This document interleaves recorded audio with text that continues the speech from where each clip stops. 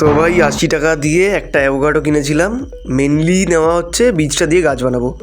আগেরবার নিয়েছিলাম তো ভালো হয়নি, যাই হোক এবার নেওয়ার পরে 3-4 দিন রেখেছিলাম, রাখার পর এই রকম হচ্ছে অবস্থা। তো যাই হোক মোটামুটি যা হয়েছে হয়েছে। তো বীজটা এবার জলে রেখে তার থেকে গাছ বানানোর ইচ্ছে আছে, যার জন্য মেনলি নেওয়া। তো তারপর ভাবলাম যে যাই হোক 3-4 দিন রাখার পর যেটুকু অংশ নষ্ট হয়েছে, বাকিটা তো ভালোই আছে। তো লাস্টবার বানিয়েছি, খুব একটা ভালো হয়নি।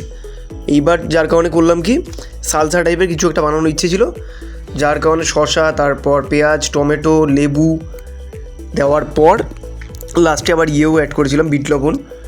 তো মোটামুটি গোলমরিচ গুঁড়ো টুড়ো দিয়ে একটা কিছু বানিয়েছিলাম, একটু টাইম লেগেছিল। তো যাই হোক বানিয়ে মোটামুটি সব কিছু একটু বেশি বেশি করে দিয়ে দেখার চেষ্টায় ছিলাম দিয়ে এবার কেমন লাগে, কারণ লাস্টবার খেয়েছি খুব একটা ভাই আমার ভালো লাগেনি, খেলাম। তো এর কারণে এবার একটু অন্যরকম বানানোর চেষ্টা। তো সব কিছু দিয়ে অ্যাড করে একটা জগা খিচুড়ি টাইপের বানিয়েছিলাম। বানানোর পর ভেবেছিলাম যে ডোরিটোস বা কিছু দিয়ে খাবো, কারণ মেনলি খায় হচ্ছে নাচোস দিয়ে। এবার নাচোটা মেনলি ওই ডোরিটো বা ওই টাইপেরই হয়, সেম জিনিসই হয়।